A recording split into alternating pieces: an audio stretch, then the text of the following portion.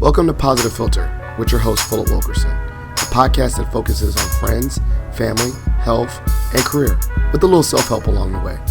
Please join me in this journey for self-improvement, and I hope what I have to share will make you a better person, thus making the world a better place. I hope you enjoy the show. I hope you enjoy the show.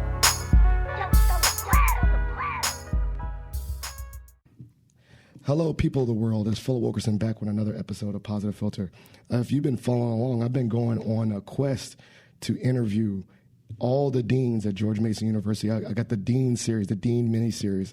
And you know that a big part of my life is being at George Mason University. And so this has been a great pleasure of interviewing all the various deans of the colleges and learning about their career journey and just being motivated by what they're doing at this great institution. And I'm joined by Dean Ajay Vinze, and he is a great proponent of kindness. You know, if you know anything, I do a shout out to the Mason Chooses Kindness and Pass for Patriots. But this dean has taken it on himself to be a proponent, a pillar for kindness, and I just wanted to interview him about his thoughts of the intersection of kindness and business, and a little bit about his career journey. But before we get started, tell us a little about yourself, your journey. Well, first of all, Phil, thank you so much for having me here. It's a pleasure to speak with you, and it's always interesting that folks will focus in on kindness, but there's many dimensions to kindness that we can think of. And I think I'm delighted that you're taking this on as an event, something you're really proud of, something you're engaged with. So thrilled to talk to you about. So my name is Ajay Vinze, and I have the privilege and pleasure of serving as Dean of the Costello College of Business. In terms of my, you want a little bit of how'd you get here? Okay. How'd you get here? Yeah. How did I get here? Actually, it's interesting. No one ever, when the little kids don't say, I want to grow up to be dean. It's rarely... But it is an interesting journey how you get to this place. It's about a journey within academia, if you will. Mm-hmm. And even, if you will, thinking about my journey into academia, this is not where I initially thought I was going to be. Mm-hmm. So I went through, the usual set of schooling that you may guess, bachelor's in accounting, master's in finance, but I was going in a backwards route. In that, typically people go from technical to management route.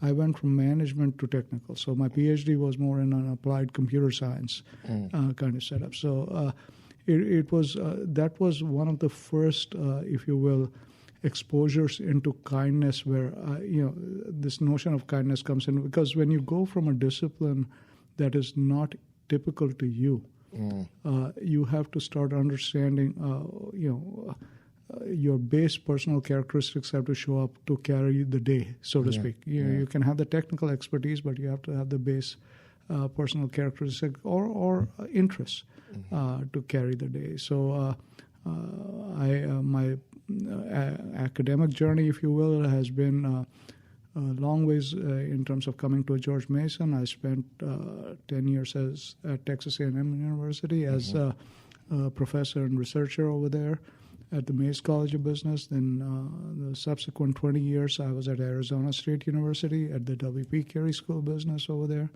And it's interesting.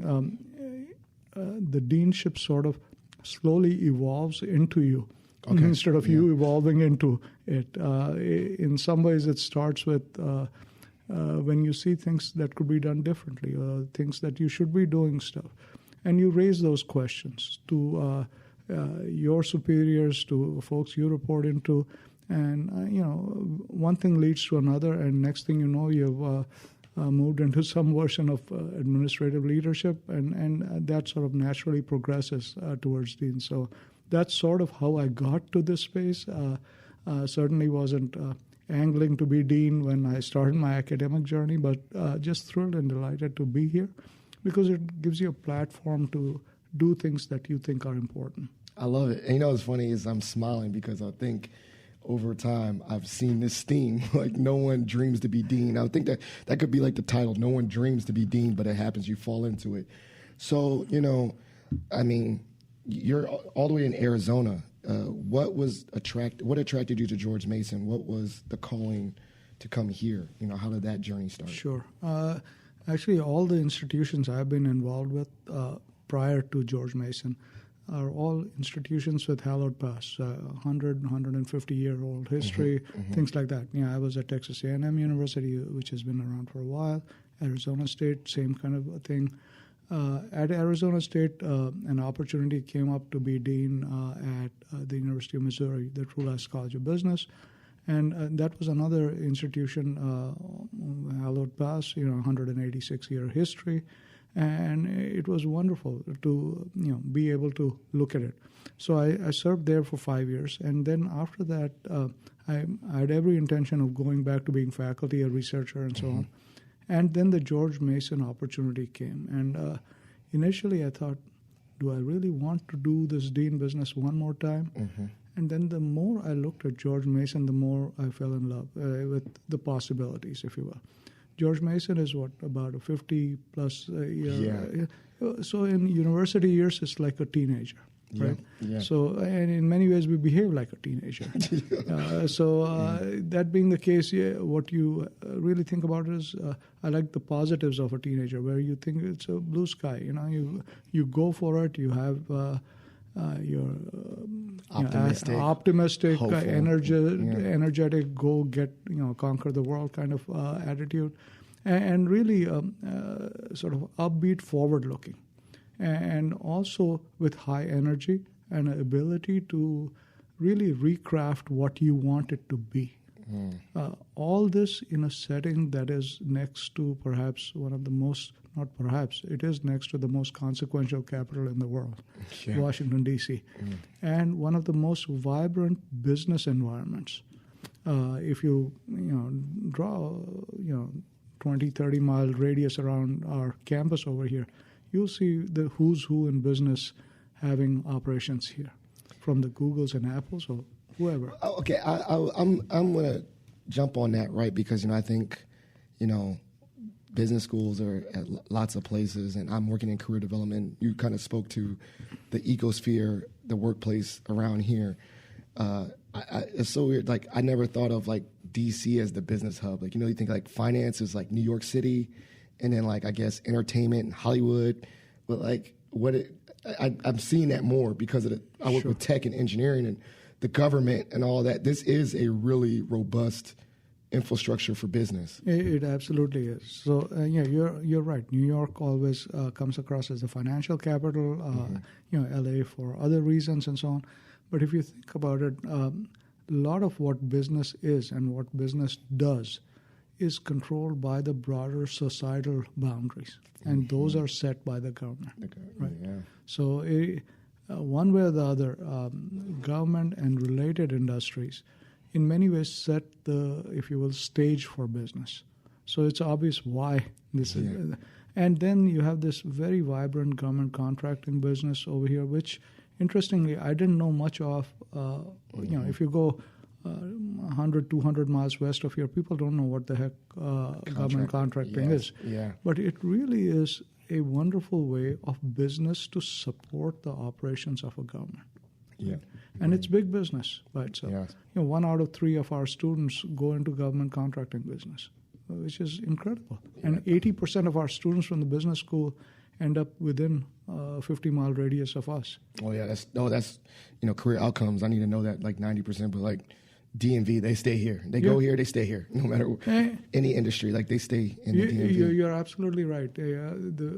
As you're saying that, I was thinking, you go to any other, one of these major schools, and I won't name any schools, but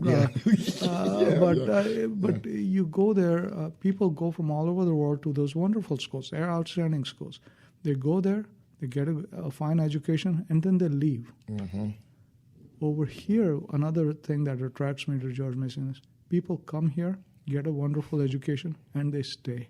Yeah. So we are the workforce driver of Northern Virginia, which is a driver for the country. Yeah. So why wouldn't someone want to come here as dean? Why wouldn't someone want to come here and play a role of some sort? Oh, that's really exciting. I love the teenager comparison. I'm thinking of another thing too. Is I'm a local guy. I grew up here, And we're not going to name names of schools, but we also have that gritty chip on our shoulder, which I kind of don't want to lose either. Like that we're young and we're proving ourselves. And like, I know we try to compete, but like, I like that edge or competitive drive that, we have not just made it. Like we can't just rest on our laurels kind of thing. Like we're trying to prove something. I don't know. That drives me. Yeah, without a doubt. We get to sort of define the future. Yeah.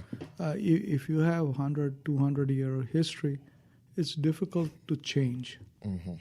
We have the ability to change. We certainly have the desire to change.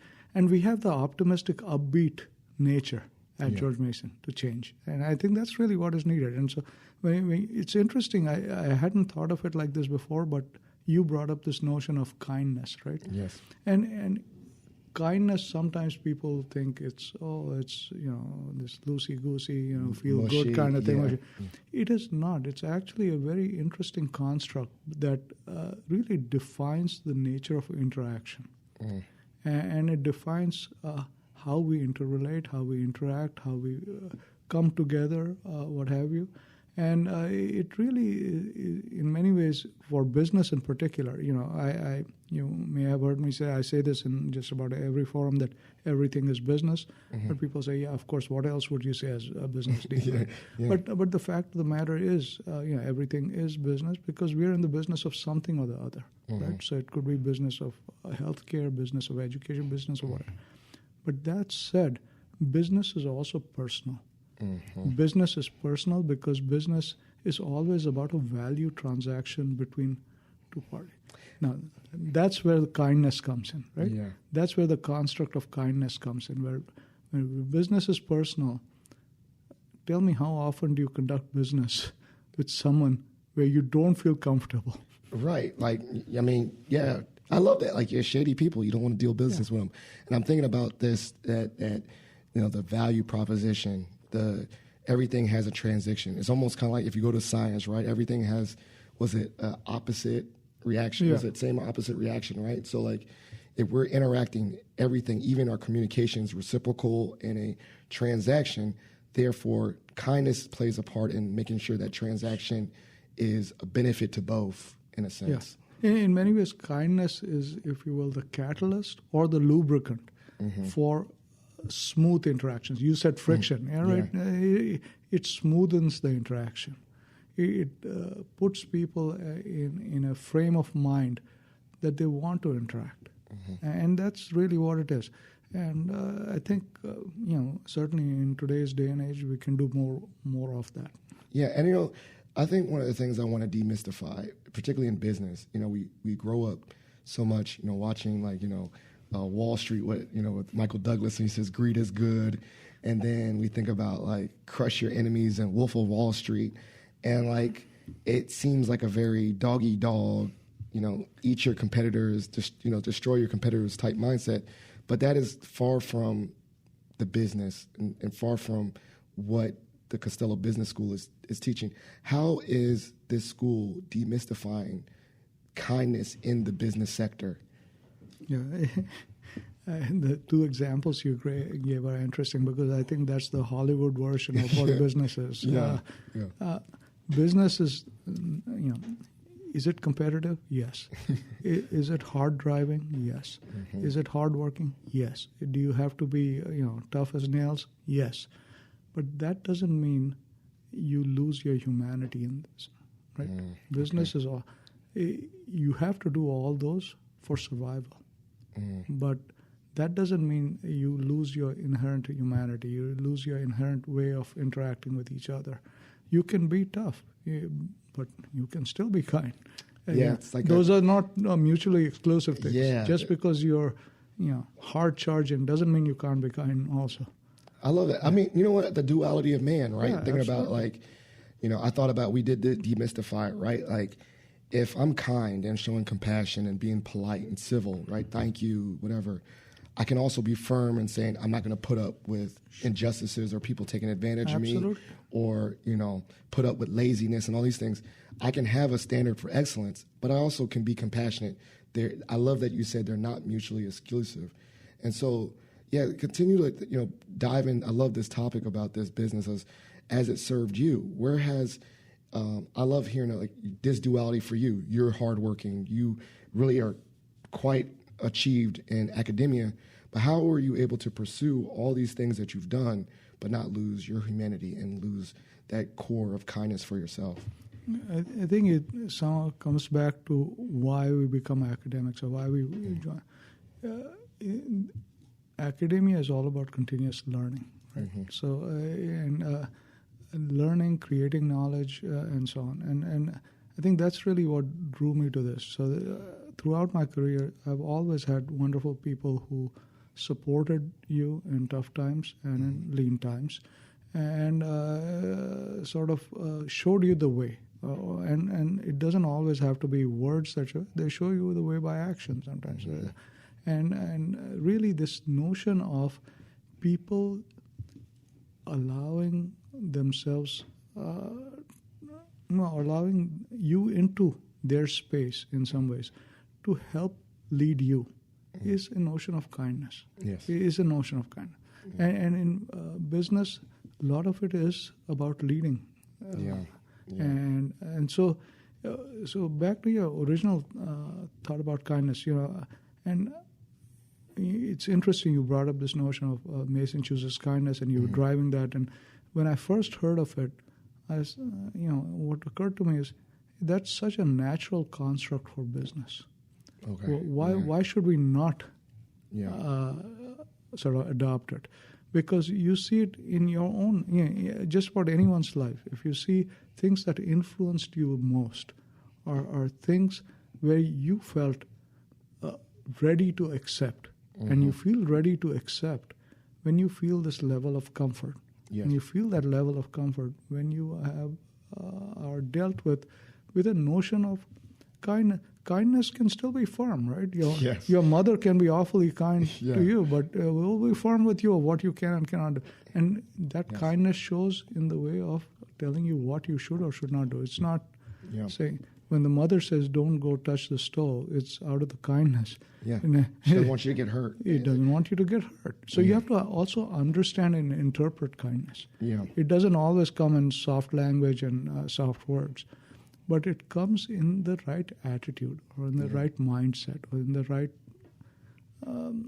right thoughts in your mind and heart. Yeah, I'm thinking about the I love that parental example.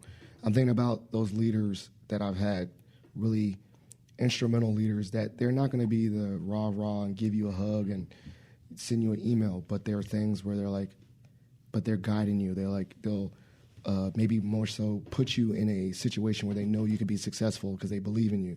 And they're not going to say, oh, you're the best, but they're like, go, I think this is a good job for you. And you're like, wow, they see that's a kind act, right? Or another one is that they're equitable, right? Like they're making sure that they have policies that are in place that are fair to everybody. That's kind. Doesn't inadvertently, like, it's not like very visible. I love that. Like, it's not very visible, but when you can look at it from a very like stoic, outside yourself perspective, you're like, wow, these things are indeed kind. But I love it. You have to interpret it. Yeah. So is there some other business examples that you have that's like, on the surface, I don't think people wouldn't think that's kind, but when you really think about it from a business standpoint, I'm interpreting that is a very kind act, policy, procedure, et cetera. Absolutely. If you think about basic principles of management or basic principles of business, what they are doing is just setting parameters for interaction. And parameters of interaction, if we both play by the same set of rules, is a good way to interact and a kind way to interact. And I think business, again, I'm not Pollyanna about this. I'm not saying everyone is kind in general. I'm not being Pollyanna about it. But what I am saying is, when you look at business principles in general, if you say business is personal, then business principles have to make it personal. Yeah. And the way you make it personal is by making it palatable to people who are going to engage. And kindness, decency, humanity, all these are, if you will, drivers of good business practices. It's a valued, sustainable transaction in business happens only when there's value seen on both sides. It's not, again, this is unlike what they show you on Wall Street or something. It's not, I don't get ahead and in a sustainable way if I don't provide value to you as well, right? Yeah. Because you're going to sustain me and I'm going to sustain you. Mm-hmm. And academia is a wonderful example of that, where we all are in this environment where we can nurture each other's senses and sensibilities in a meaningful way while learning the criticality of academic details. You can't say I'm an engineer who's very kind, but I don't know math. It doesn't quite work like that, right? So academia, again, the kindness comes in properly training you. Yeah, setting you up for success, basically. Absolutely. Like, so even if an instructor is not like I said, we say Pollyann, warm, but they're having a focus of, I'm making sure that I'm putting my students out into the workforce prepared with, and I'm thinking of it like not just failing them or, breaking them down to build them up. I want to make sure they're prepared because I don't want them to go out there and fail in their jobs or have a hard time. I'll give you an example of a time that, in many ways, in my own mind, I felt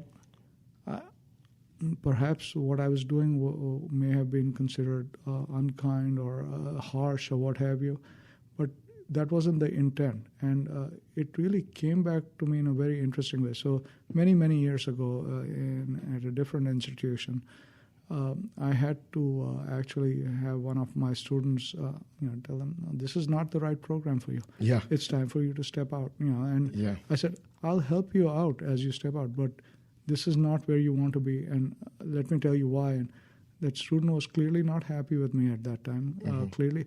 But the interesting backstory or interesting follow-up story on that is about 6 years after that incident, the student came back to me, gave me a big hug and said, thank you. Yep. And I thought, I almost cried then because, it showed that he understood the spirit in which... you weren't just dropping them from your program or whatever. You were saying, I want to make sure that strengths-based-wise, you're in ones where your strengths will thrive, and you might not be able to see it now. Kind of like that parent, I learned. My uncle told me this story. He was like, "You're gonna come one day. You're gonna become 35, and you're gonna call me one day, and you're just gonna say you're right." And I was like, "No, I'm never." And I did. Like it's like you didn't see it in the moment. Like, dang, they were trying to drop wisdom on me. I just couldn't see it. But that's right. That same student did that for you. Absolutely. But some of the things that you have set up through Mason Chooses Kindness and otherwise, Pat for Patriots and so on. Sometimes it is important to also openly manifest kindness. Mm-hmm. When you say Pats for Patriot, who doesn't like an email comes to you that says some colleague of yours thinks you did this and thank you for that, right?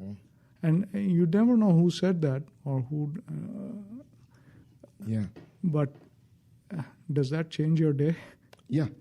And also, like I said, value proposition. I mean, I think that one of the things too, like kind of like it will reiterate what they like. That I'll do it again. Like, oh, they saw that I did this well. They liked it. Exactly. Well, okay, I'm gonna do it again because that's a behavior that's recognized. Absolutely. And I think in the business part, that's also the same thing, right? Like you've seen the value on both sides. And that's what successful business is, right? You see what creates value, and you do more of it. Have you had to ever I know a lot of now in the business world, there's a lot more focus on well-being, staff well-being, a lot about taking care of people so that one, they retain them, they're more productive. Have you, has that been part of the things you've learned and studied yourself as a business leader? About this notion of employee engagement, employees satisfaction, and feeling supported and stuff. If you ask me, have I done enough of it? I would say I need to learn lots more and do lots more. But am I conscious about it? Yes, because you have to understand in business or any sector, you're not just engaging with the person on the. Otherwise, it's just a transaction, right? Yes. You can't have transactional interactions, right? you really, when you're a colleague or a staff member or your boss or what have you, it's a much larger engagement, and you're engaging with the whole person. Yeah. And you have to understand, what inspires the person, or what what drags them down, what gets them going, what makes them more productive, and those are just ways in which you can. So it's really the full person. So it isn't just one dimensional, and we are living in stressful times. So it is important, even more so now, to be sensitive to that and to reduce that stress. And sometimes it's done through a very minor thing, right? You just stop, say hello to someone. Yeah. It doesn't cost anything. Smile at folks. Ask someone how you're doing, and not just because you're passing by, but actually listen to how they're doing. Yeah. And it's just surprising how that turns a person around in terms of being more receptive to your ideas. They might not agree with you, but at least be receptive to listening to you. I know that you're active on LinkedIn. I follow you, and you're connected. You're plugged in. Have you had any conversations with deans? Have they, reached out to you about what's going on at Mason as a young institution? Have they, other schools of business, solicit the gems from us, or how's those peer-to-peer conversations navigated? That's an interesting question, because one of the things that when I first got here, I used to hear a lot about is we are a best kept secret. Yeah. And I don't like those kind of secrets, especially when we're doing good stuff. Yeah. Right. So in many ways, we have to not brag, but actually educate folks, or make up. It's bragging when it's not true. If it's true, no reason not to tell people what you're doing. And I think we've actively, in the Costello College of Business, actively tried to see, to at least let people know what we're doing on a regular basis. Social media happens to be the flavor of the month right now, right? So you do it on that, but you try to do it in every which way. And what we're finding is, if you do it in a deliberate, thought-through manner, people start recognizing. Yeah. So, yes, I have heard from multiple of my colleagues and friends, what's going on at George Mason? We hear good things are happening.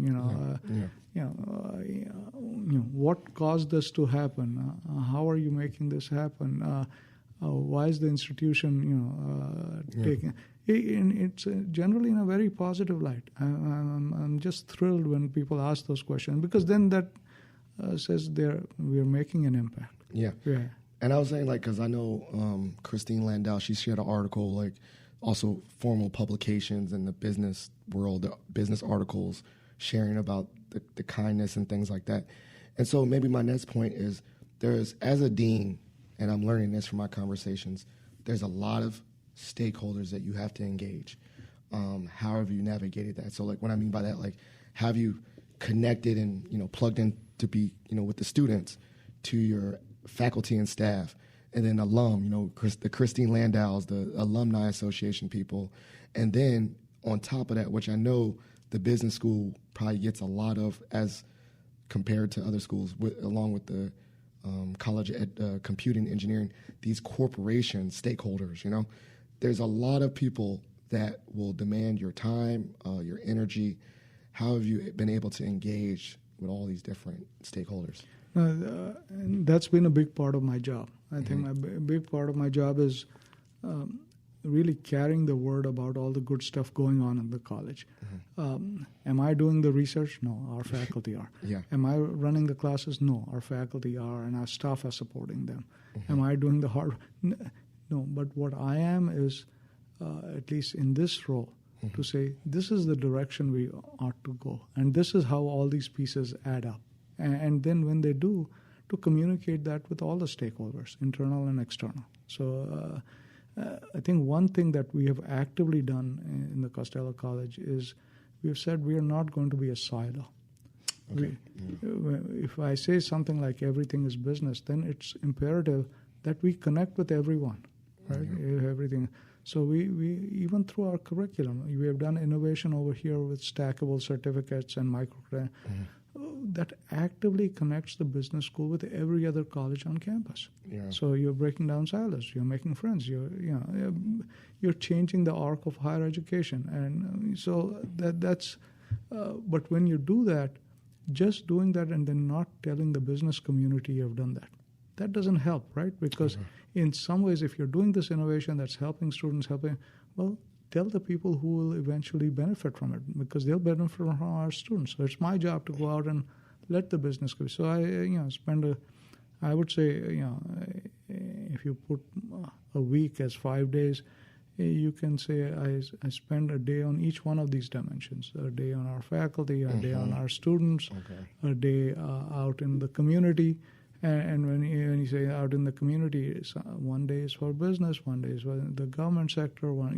So you have to allocate time, and because none of these are more or less important. Because the way I look at it is it's a value chain, right? From students to the entire environment that's jobs, companies, or what have you.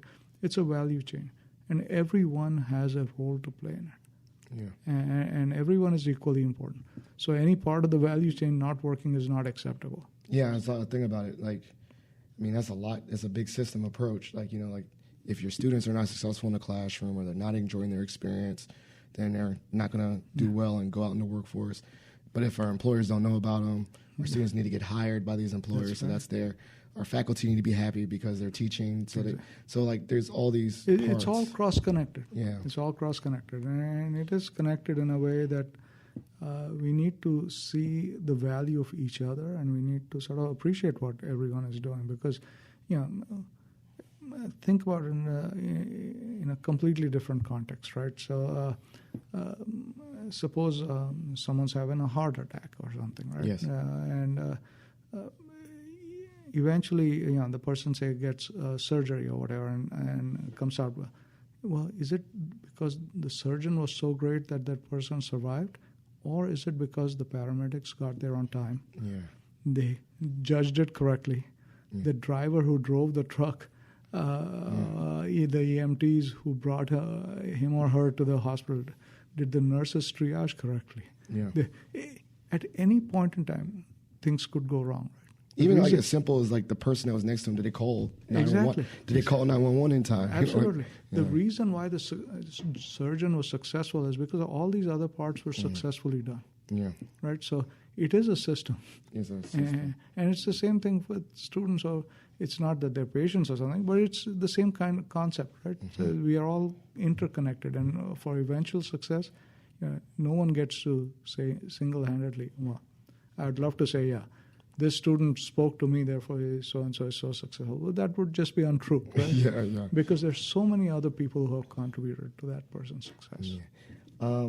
You spoke to people pouring to you or guiding you. Is there anyone particular that you thought of that has been either in your academic journey or your business journey that's been a mentor that's really helped you and kind of was maybe that interpretive person, you didn't think they were pouring into you, and then now you're oh, that person was really a great mentor. Maybe they just were hard on me at first or something. Well, many mentors. Yeah. I don't think there was, I wouldn't just single out one, but many mentors. Students, students are mentors also, because they inspire you. But you ask about mentors, I would say the teachers you have in class. I think I remember some of my 8th grade teacher or something that get you inspired on something. There was a key mentor that actually changed the trajectory of where I was going. And this was my boss. I was working in the Philippines at that time, and I had an MBA with finance and so on. As a young guy out there trying to consult and so on, but it was a tough environment and so on. And my boss said, and this was in the early '80s, and said, this is pre-Microsoft. And they said, well, there's this new area of computing that's coming up. Wouldn't you like to get more educated in that? And I think, if he hadn't done that at that time, I would have never gone to get a PhD. I would have never done, so that little gem. That little nudge. What do you wonder why he did that? Was it because you had an aptitude for computers? Or? No, it was because he could see I was struggling with, it was a consulting business, and I was a young financial consultant, and I guess I looked too young to for someone to take me on. Yeah. It wasn't because I couldn't do this stuff. It was just the expectation of what they wanted, look, feel of a consultant, and he thought that being in a discipline that doesn't have that kind of an expectation would be interesting. And I didn't know at that time I had an aptitude for computers or what have you. But it did change where I ended up. It's funny. It's kind of what I'm seeing. I'm hearing that too. That story kind of came up with that student for you too, where it was like sometimes you felt like, oh, that guy is closing the door on me. Yeah. Like, what? Like, who are they to think I'm, not strong in this? But it's almost like, but they see they're seeing it where a strength. Like you're thinking it was a closed door, but they're thinking like, I think you have strength somewhere here, and like. We got to really think about that, right? Like, and maybe how we interpret it later, it's crazy, but who fed it to us? But it's like I'm really seeing these parallels of you're seeing a strength in that student that came to you 6 years later, and that supervisor saw a strength in you that boom transformed your life as well. Time is a big dimension to keep things in mind because if you take everything in a micro kind of thing and say, here's something that happened to me. Is that good or bad? That's if you look at it over a period of time, and that's always a good perspective to take. Well, this has been very powerful, very inspirational. I knew that this is my Dean series. I feel like it's just I'm going, for everybody, and they're all teaching me things. Maybe one day I'll be a dean. Who knows? So this is the part of the show called Shot for Shot. You get to ask me any random question. I get to ask you any random question. You want to go first? I'll go first. What inspires you to do what you're doing? What part? I do too much.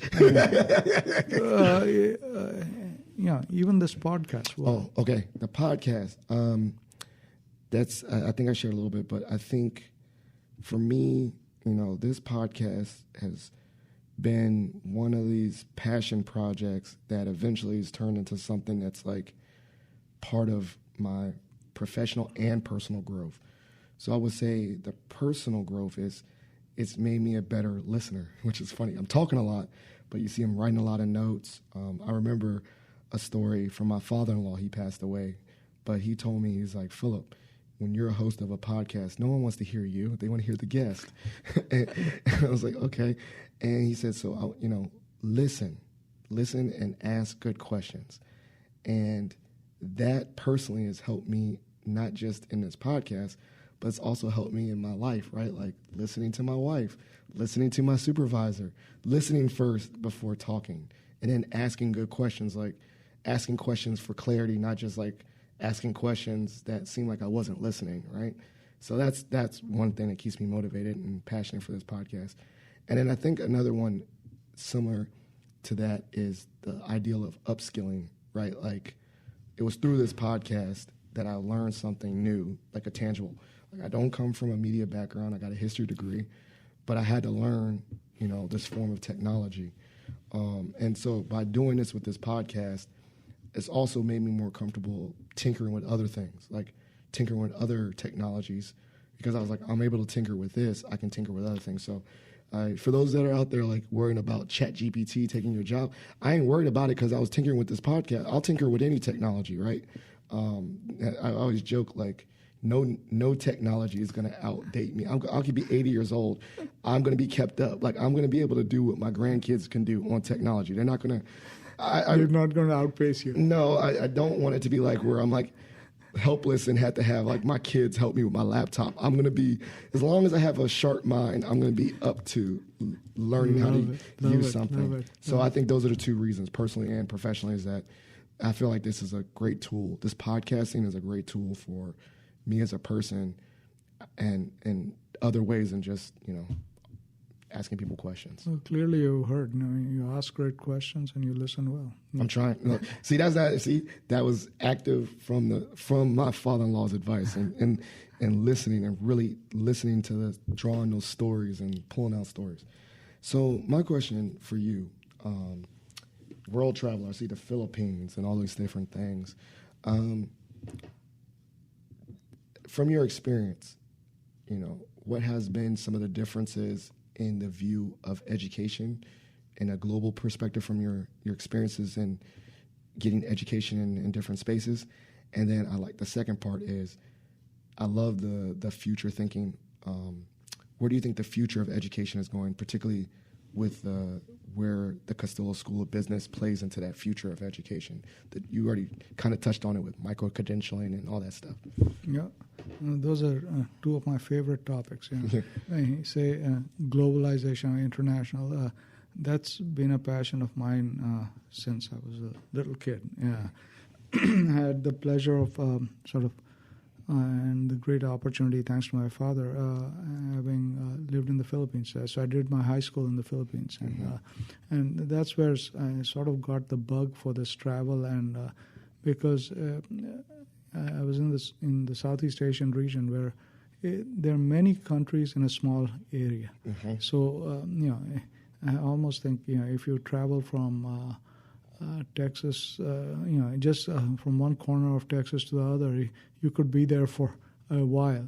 In that much space, you could have done at least a dozen countries in Southeast Asia. So when I was in high school, a lot of the athletic and other competition we had was with schools around the area. So we got to travel. We got from Philippines to Thailand or Hong Kong or Taiwan and so on. And every time I went there, I was so fascinated by the students in those places, by people I met. It was a bug that never went away.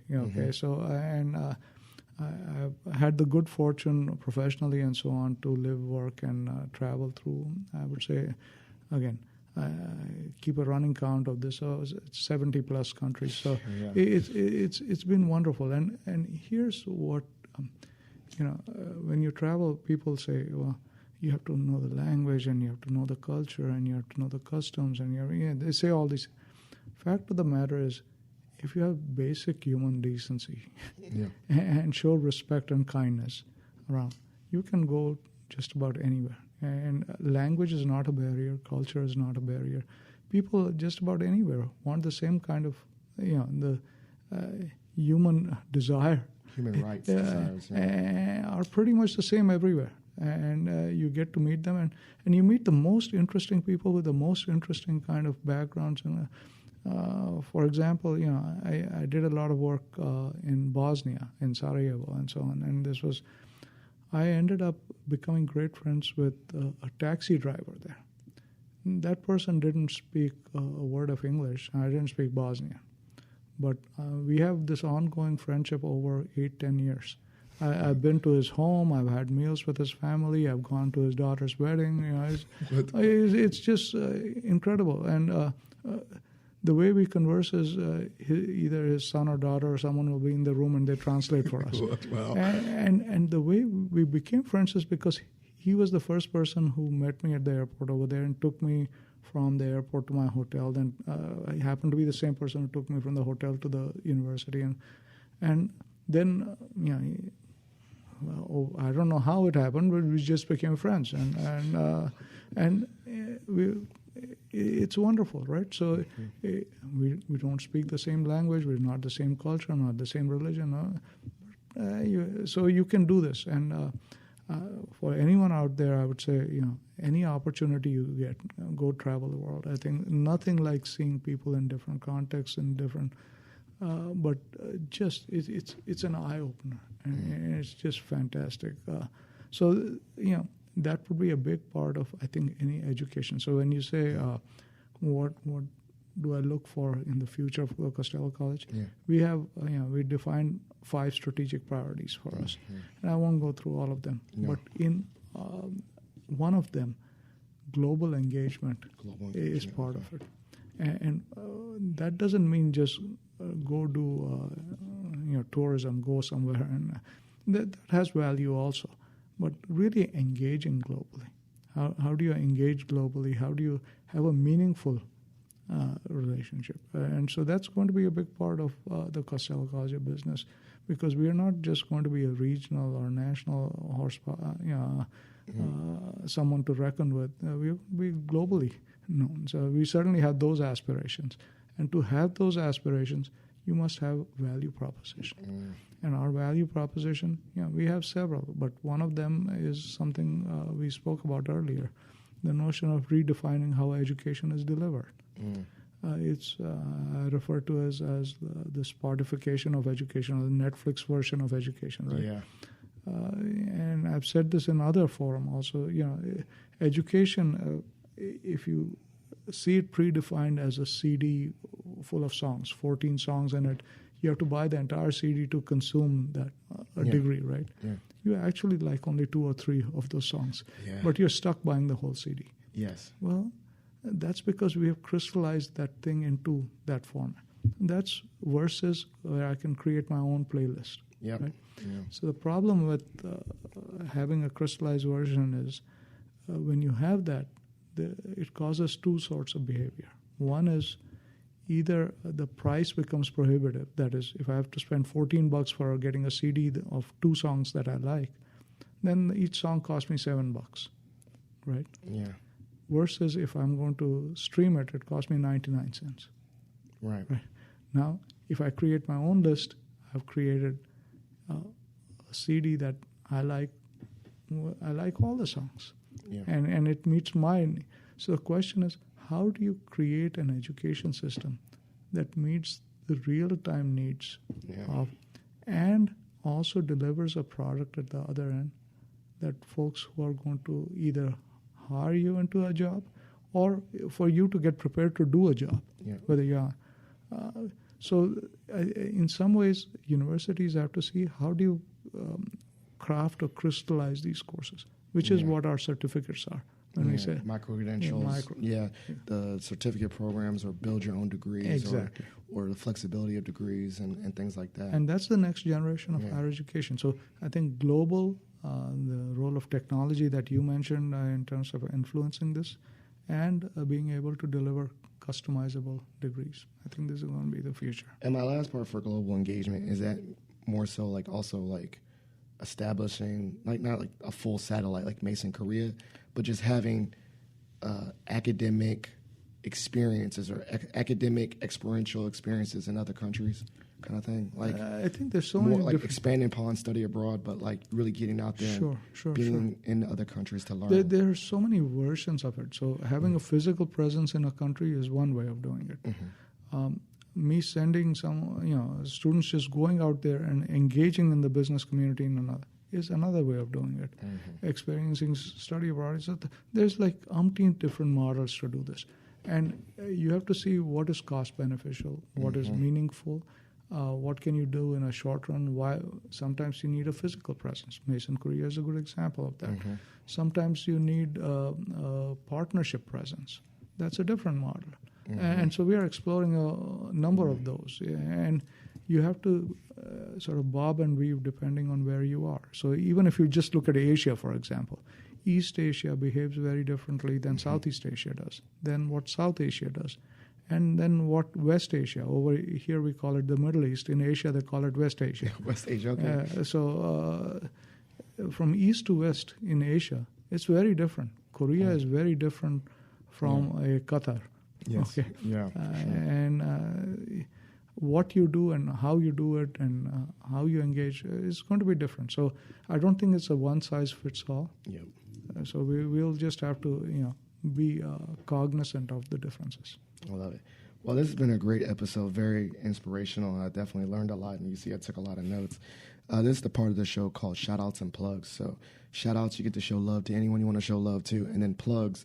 These are things I'll make sure I put in the show notes, resources, websites, anything like that, your content, your LinkedIn, whatever you feel you want to share. So shout-outs and plugs. Well, shout-out to all the students here. They inspire me every day, and that's what inspires me to be an academic.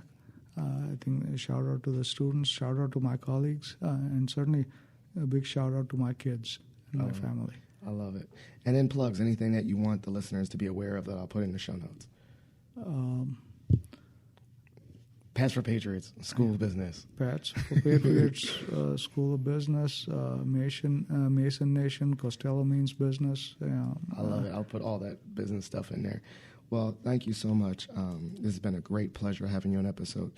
Positive Philter listeners, this has been a great episode. Please share this with your family or friends. Also understand that every episode is dedicated to the memory of my late father-in-law, Jeff Kirsch. So please consider donating to the Jeff Kirsch Anti-Hunger Fund for all his work fighting food insecurity. Also, if you're a part of the Mason Nation, please consider submitting the Pats for Patriots to your fellow GMU Patriot to elevate and celebrate their day. But this has been a great episode. Thank you so much for listening, and we're out. Thank you for listening to Positive Philter, a podcast that focuses on family, friends, career, with a little self-help along the way. If you enjoyed this podcast, please share it with your family and friends, and like the Facebook page, Spreading Positivity of Movement. Thanks for listening.